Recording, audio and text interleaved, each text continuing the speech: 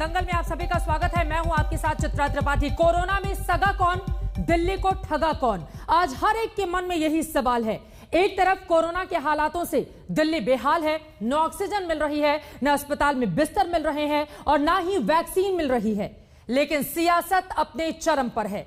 जनता तरस रही है, तड़प रही है, लेकिन केंद्र और दिल्ली सरकार के बीच राजनीति लगातार जारी है।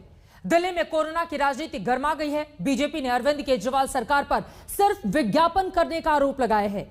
पार्टी के मुताबिक केजरीवाल ने न ऑक्सीजन सप्लाई ठीक ढंग से की, ना वैक्सीनेशन का मैनेजमेंट वो ठीक से कर रहे हैं और ना ही दिल्ली वालों को मेडिकल सुविधाएं ठीक ढंग से मुहैया कराई जा रही हैं। इन आरोपों पर हम चर्चा करेंगे कि क्या सिर्फ विज्ञापन में ही दिल्ली के मुख्यमंत्री अरविंद केजरीवाल लगे हुए हैं और अपनी छवि को चमकाने की कोशिश उनकी ओर से लगातार की जा रही है, जो बीजेपी आरोप लगा रही है। इस दावे में कितना है दम, इस पर चर्चा करेंगे। हमारे साथ खास मेहमान भी जुड़ेंगे, लेकिन सबसे पहले आपको सुनाते हैं वो बयान जहां दिल्ली सरकार और केंद्र सरकार आमने सामने है। हम किसी पे कोई भी किसी पे एहसान नहीं करा। हम सबके अपने लोगों के स्वास्थ्य की और जिंदगी की बात है। इस लॉकडाउन के पीरियड को हमने संसाधन, हेल्थ इंफ्रास्ट्रक्चर को और मजबूत करने के लिए इस्तेमाल किया। कई जगह नए ऑक्सीजन बेड्स तैयार किए गए।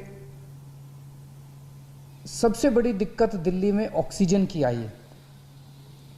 नॉर्मल टाइम में जितनी ऑक्सीजन चाहिए होती है अस्पतालों में, उससे कई गुना ऑक्सीजन की जरूरत पड़ने लगी। टीवी ऑन करिए तो अरविंद केजरीवाल जी जिस प्रकार से लगातार टीवी में रहते हैं, जिस प्रकार से लगातार लोगों को भ्रमित करने का काम कर रहे हैं, लगातार झूठ बोलने का काम कर रहे हैं। भारत सरकार महाराष्ट्र को ऑक्सीजन दे सकती है, बाकी राज्यों को ऑक्सीजन दे सकती है। आपको क्यों ऐसा लगता है कि दिल्ली के प्रति भारत सरकार का रवैया अलग होता है?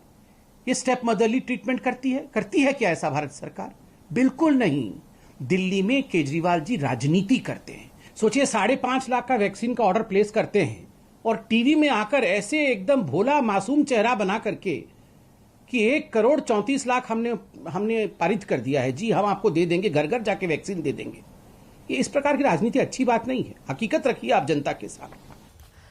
आरोप प्रत्यारोप का दौर तो लगातार जारी है, लेकिन इन सब के बीच सबसे बड़ा सवाल आपको बता दें कि लगातार ऑक्सीजन की किल्लत राजधानी दिल्ली में बनी हुई है। हालांकि कुछ दिनों पे अगर हम नजर डालें तो हालात थोड़े बहुत सुधरते हुए दिखाई दे रहे हैं, लेकिन बार बार दिल्ली सरकार की यही मांग है कि केंद्र सरकार कोर्ट की ओर से जो ऑर्डर दिया गया है उसको पूरा करे। वहीं केंद्र सरकार की ओर से हर रोज यही कहा जा रहा है कि लगातार केंद्र सरकार तो अपना काम कर रही है, लेकिन दिल्ली सरकार की जितनी भी जवाबदेही और जिम्मेदारी है, दरअसल उससे वो बचने की कोशिश कर रही है। इन सब के बीच आपको यह भी बताते चले कि दिल्ली में कोरोना के नए मामलों में कमी जरूर देखी गई है। 24 घंटे में कोरोना के 12,000 के तकरीबन मरीज सामने आए हैं, जबकि 319 लोगों की जान गई है।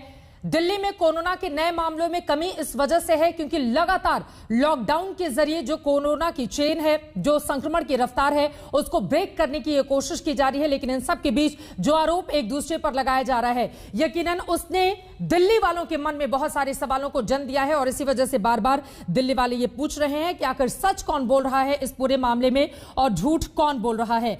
ऑक्सीजन वैक्सीन पर जिम्मेदारी से क्या भाग रहे हैं अरविंद केजरीवाल? यह सवाल बार बार बीजेपी की ओर से लगाया जा रहा है, लेकिन भारतीय जनता पार्टी के नेता भी एक तरफ हमलावर हैं, जबकि कोर्ट की ओर से केंद्र को भी लगातार फटकार लग रही है।